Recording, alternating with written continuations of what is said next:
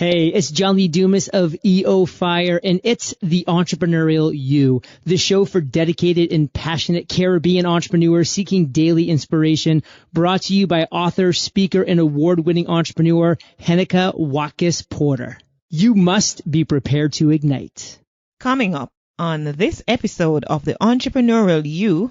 If it's unethical or illegal, those are not lines I'm willing to cross. But other than that, 90 to 100 hours a week, not seeing my newborn for the first 2 or 3 years of his life, those are tremendous sacrifices that still are kind of gut-wrenching to me to this day, because I can't get that time back with my kids. And that time in my life, I can't get that back.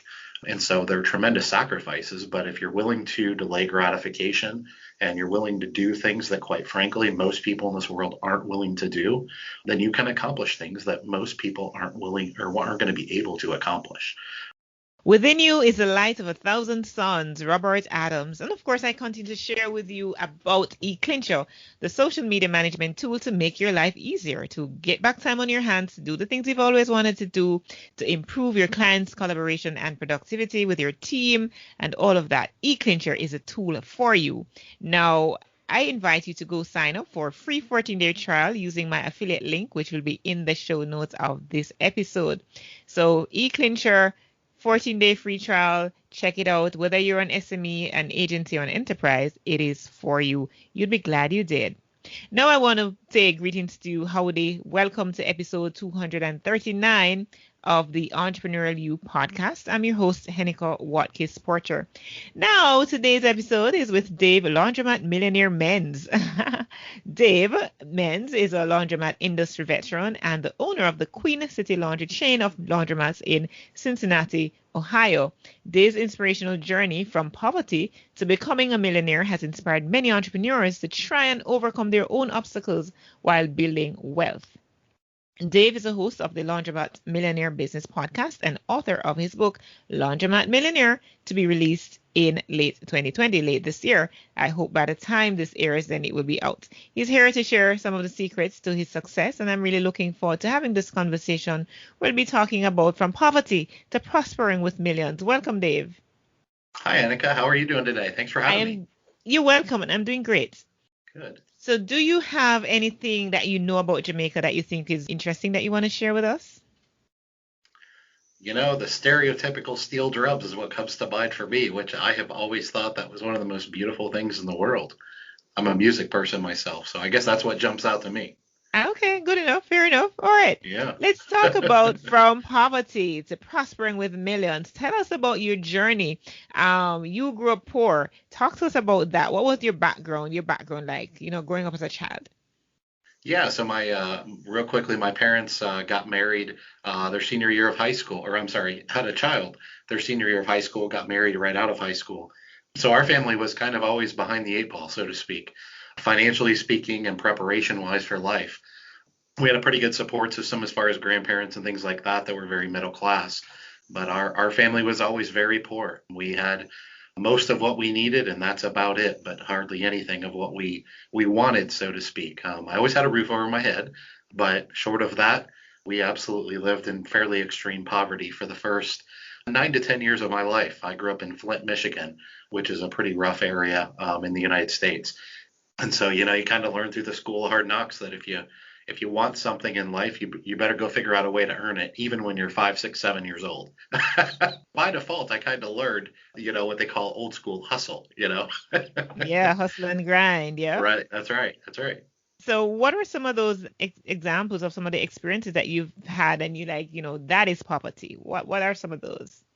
One of the stories that jumps out to me pretty often is I'm not exactly sure what age I was, but we usually had one car that was very unreliable, especially when I was very young. And in Michigan, we get a lot of snow. And so it gets really cold there and the weather can get really bad. And we had one day where we broke down on the side of the highway. The snow was so bad that no one could really get to us. The car was completely dead, so we had no heat. And we just kind of had to huddle up on the side of the road. A tow truck could have gotten to us, but we didn't have any money to pay a tow truck. And so we ended up sitting on the side of the road, and we were very, very cold for 4 or 5 hours before one of my grandfathers was able to drive 4.5 hours through the weather, which was only an hour away, by the way, to rescue us, so to speak. And that's just kind of a microcosm of the first 10 years of my life. Was we were just, the electric would get shut off. I mean, mom and dad were hustlers themselves. I mean, they were hardworking, honest people. So they always figured out a way to get it turned back on. I always say there's, poverty is relative, of course. So I don't claim that I grew up as poor as some people, but I certainly learned a lot of valuable lessons in grit and hustle and things like that, just out of pure necessity. Because I learned very young in life that if I wanted anything, I was going to have to go figure out a way to get it. So I was always the kid that was cutting grass and selling lemonade and selling candy just so I could raise enough money to be able to play baseball. Because my parents would make sure I could get to and from games, but they didn't have the money for even something as simple as like a baseball registration or something like that. And once again, this is early on in my childhood. Later on in my childhood, we were probably lower middle class is how I would describe us when I was into my teenage years. Mm-hmm. But a lot of formative lessons there for sure. Yeah, formative lessons. I'd love to hear some of those lessons that you've learned and how those triggered the entrepreneurial journey to start. Yeah, so every little kid likes to likes to go to or most that I know at least, like to go to the local store and get your candy. My kids, if they want to do something like that, we hop in the car and we drive up to the store. When I was really young, I remember asking my parents if I could just have 50 cents because candy was a lot cheaper back then, and we were going to ride our bikes up to the store and get some candy. And I remember my parents telling me that they didn't have 50 cents. And so we grew up in Michigan where they have a bottle deposit. I'm not sure if you know what that is, but basically the gist of it is when you buy any cans or bottles at the store with any drinks in them, you pay an extra 10-cent deposit. And the idea is to keep all that trash from ending up on the side of the road. You bring these things back to the store when they're empty, and you get that 10 cents back. So yeah. We do that. We exchange bottles. Yes. Mm-hmm. So very young, you learn that if you want to get some candy or some toys or whatever, you can usually ride your bike around the neighborhood. And if you do it for long enough, you'll usually find a couple cans, couple bottles, what have you, and you can take them to any retailer and they'll exchange them for cash for you. And so we would do that on a fairly regular basis just to get anything that we wanted as kids that a lot of kids, quite frankly, probably take for granted. Something just like a piece of bubble gum or a Tootsie Roll or something like, Lemonheads candy or something like that. And that was just common for us. All the kids around me had once again, I was a baseball player. And so the kids around me had the nice gloves and the nice bats and their own helmets and things like this. And if I had a glove, it was from a yard sale or borrowed from a teammate. I never had my own bat or my own, helmet. I was always using the team bats and those types of things. And once again, compared to a lot of people in other countries, this isn't poverty. But we had the bare minimums of what we needed to survive.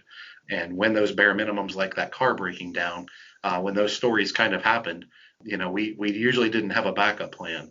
So it would often get a little chaotic for a while until we were able to. The one thing I did have going for us is I had a very large family, and most of them were poor too. But if your car breaks down, a lot of times your uncle can give you a ride unless his car breaks down, kind of thing. So that, once again, that was just kind of my childhood in a nutshell, was a lot of those life lessons of, you don't go to mom and dad for anything because they don't have it. They're probably arguing and fighting over whether they're going to be able to pay the bills this month or not, or where we're going to live, or if we're going to have to go stay with our grandparents or something like that. So you just learn real early on that if you want anything that a lot of kids take for granted, you better go figure out a way to earn it. Mm-hmm. So, and how did that inspire your entrepreneurial journey, just to start? Because I want to get into the business, but I want to hear that mindset and how it helped you. Yeah. Well, once again, I learned those lessons whether I wanted to or not, right? And so, a lot of those entrepreneurial, when you're 5, 6, 7, 8 years old, you can't just go get a job, which is how a lot of adults, provide for themselves.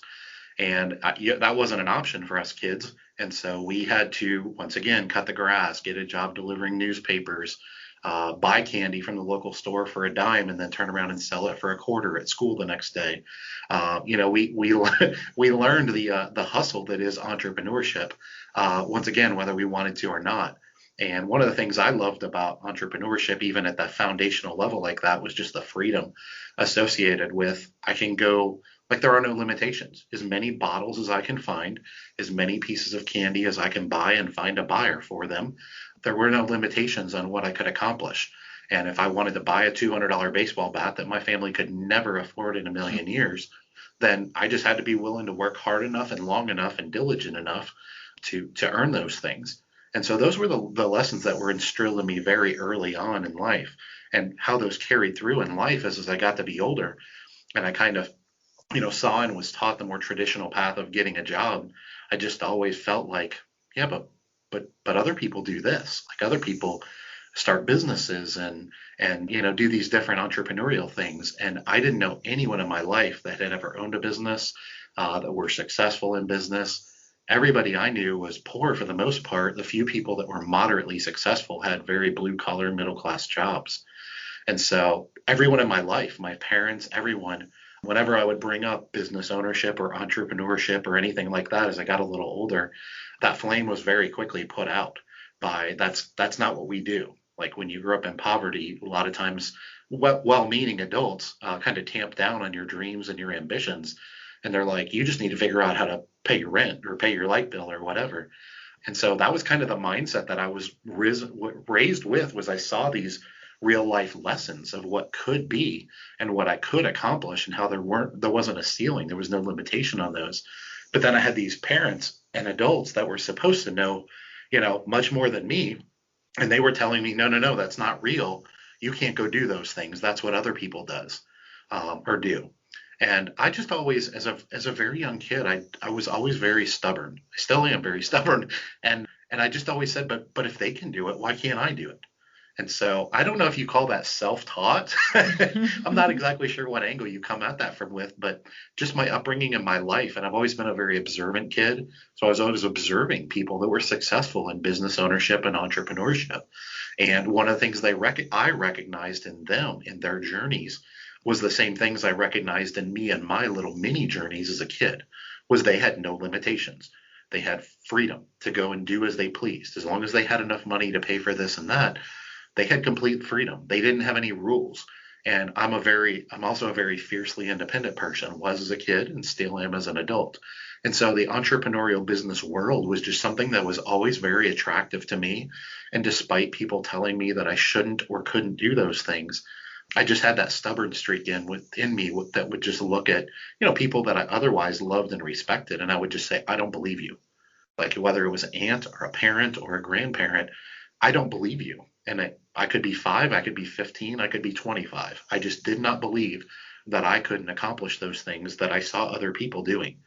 And so that's a part of kind of my upbringing and kind of my, my DNA, so to speak, and what caused me to just really always want to pursue a life of business ownership and entrepreneurship, mostly for the freedom aspects associated with it. Okay, so let's dive into Queen City Laundry chain of laundromats, right? How did that start? When did that start? And how has it been going? Yeah, well, the funny thing about the story is everything I just told you, when I became an adult, I went and got a very stereotypical job at the local telephone company here in Cincinnati.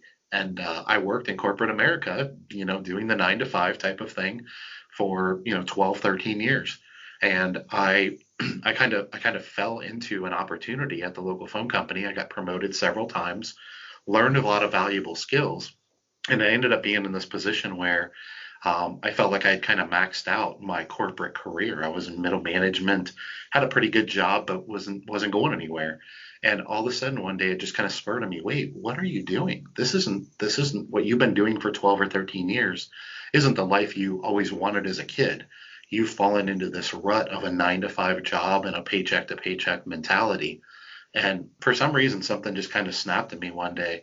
And I was just like, you know what? I'm not doing this anymore. I always had a dream of owning my own business, and that's what I'm going to pursue. Well, I had the conversation with my wife, who's a very supportive person, but a very traditional, school teacher type of mentality, an academician, if you will. And she very much supported me. And so for the next 4 or 5 years, we lived well below our means, stayed in our corporate jobs, saved up some seed money. And in my early 30s, I ended up purchasing a local laundromat a couple miles from my house as just what I thought would be kind of a little side business, if you will.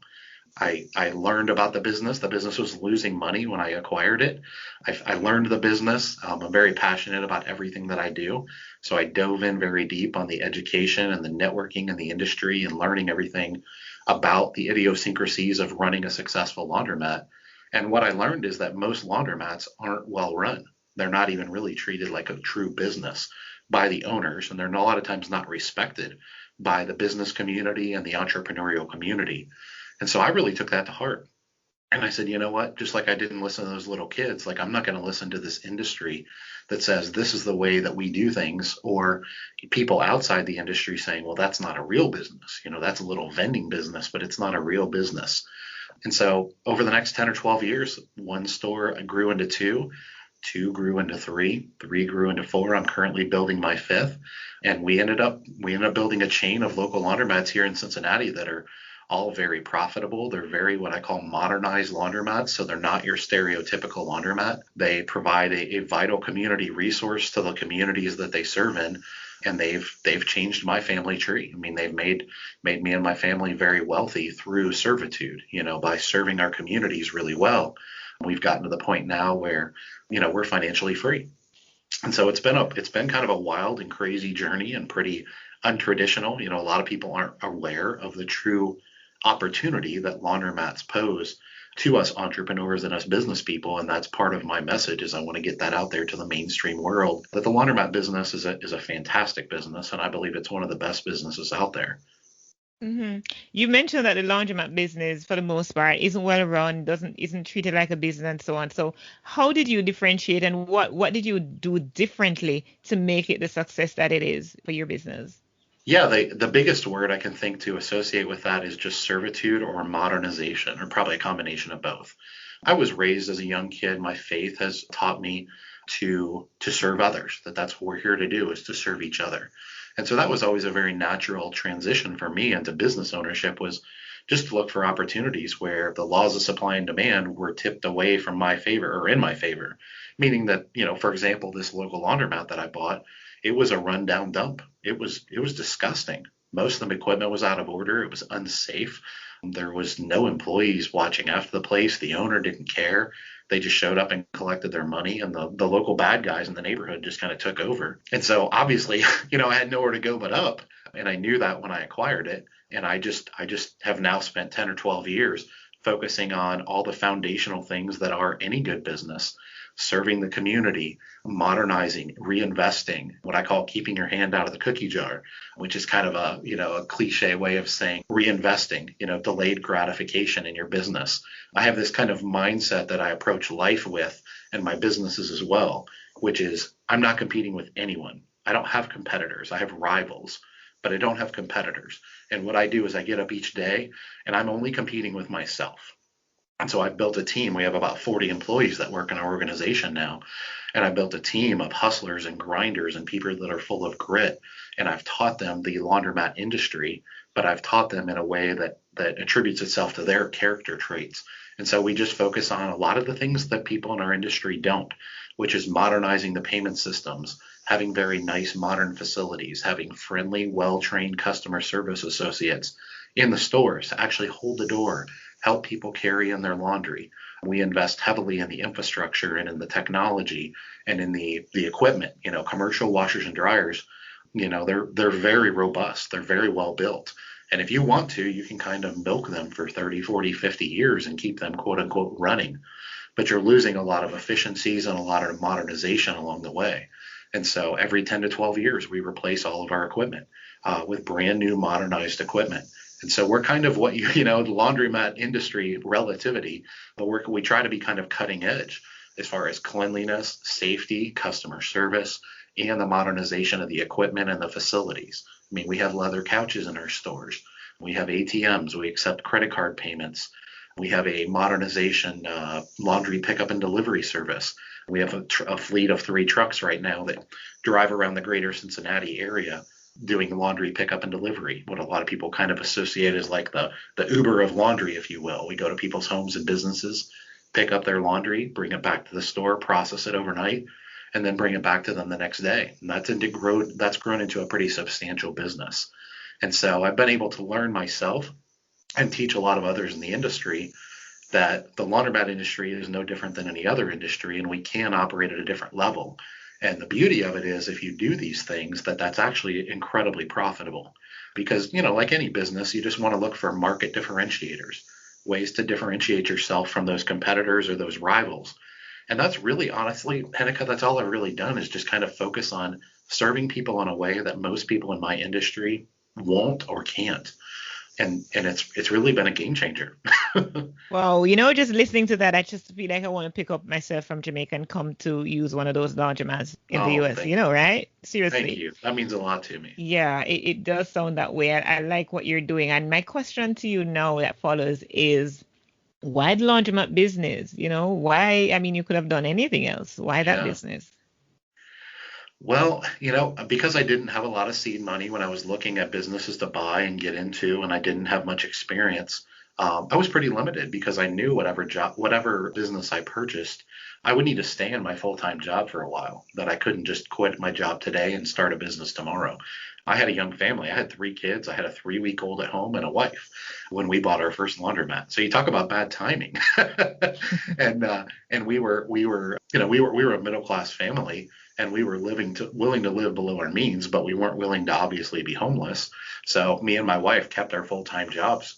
And so I was looking for a business opportunity that could kind of be run, quote unquote, on the side.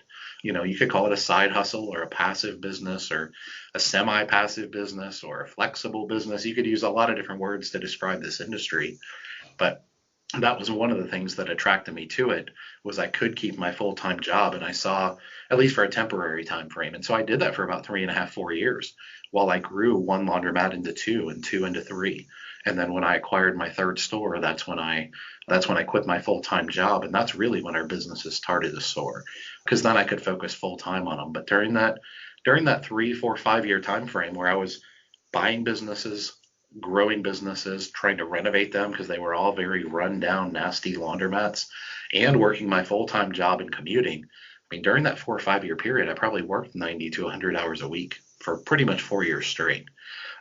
And so there was a lot of sacrifice and a lot of delayed gratification, but we just took all the money that the business has made during that time frame and reinvested them, either making that business better or in acquiring our next business. And that's kind of how we took a fairly small amount of seed money that we had saved up, and we were able to buy one business and scale it to another and scale it to another.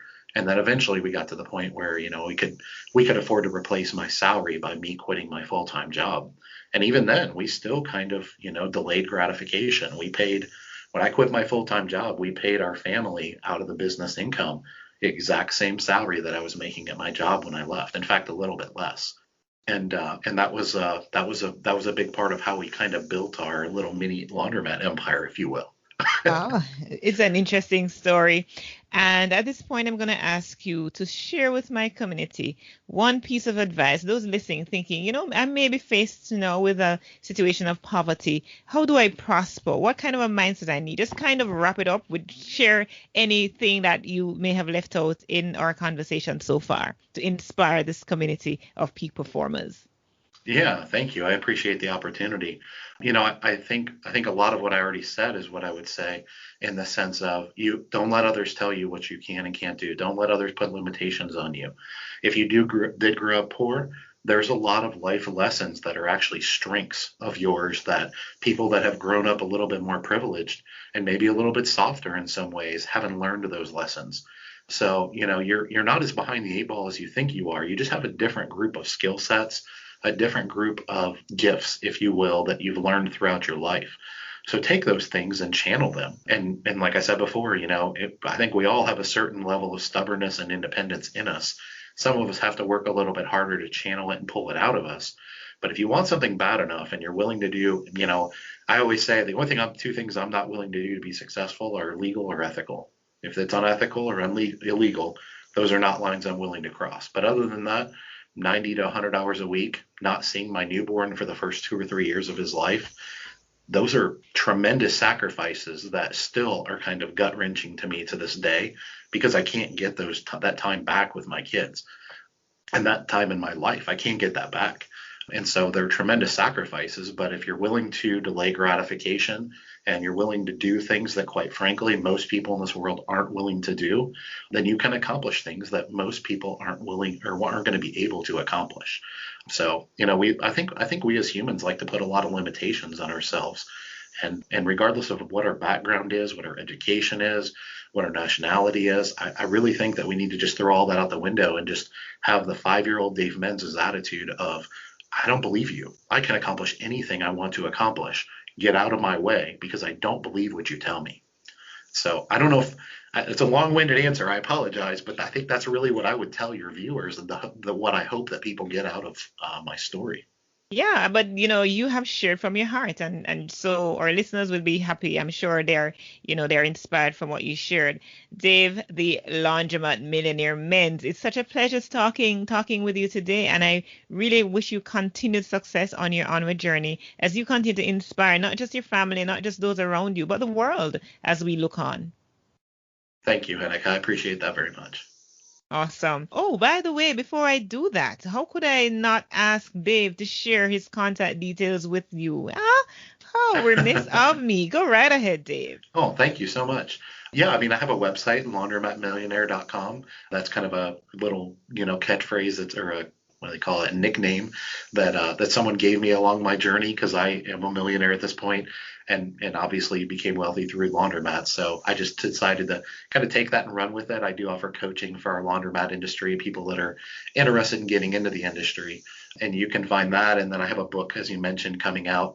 I'm not sure when this episode will be released, but my book will be coming out around October 1st, 2021.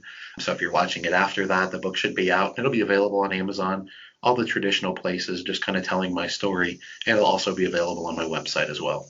Absolutely, because it comes out, your episode is coming out about the second week of October. So, yes, fantastic. by then it will be out. Absolutely. Perfect. All right. Thank you. Thank you, Dave. And thank you, my people, for tuning in to this amazing, inspiring episode talking about from poverty to prospering with millions with Dave Menz. Dave, the Laundromat Millionaire Menz. Such an honor and privilege to be speaking with him today. I look forward to connecting with you next week. Of course, in the meantime, please reach out to me, connect with me on my website, henekawatkis-porter.com. Send me a WhatsApp message from my homepage, and I'll be happy to engage with you. And here's our point of hope for this week. All hard work brings a profit, but mere talk leads only to poverty. Proverbs 14, verse 23. What good? We needed to raise capital, but our experience with local financial institutions was that they were cautious and slow to act, and interest rates were far too high. We had real concerns about financing our business through outside equity investors and the possibility of interference. Could we get a fair valuation for our business? We had our own ideas about the business and its value. Should I go the traditional route of bank financing, or should I try the Jamaica Stock Exchange? So we made a call and experienced transformation of our business through conversations. I'm John Mafood, CEO of Jamaican Teas, and we're listed on the Jamaica Stock Exchange. Give us a call today at 876-967-3271 to begin your transformation through conversation. We want to see your company listed on the Jamaica Stock Exchange.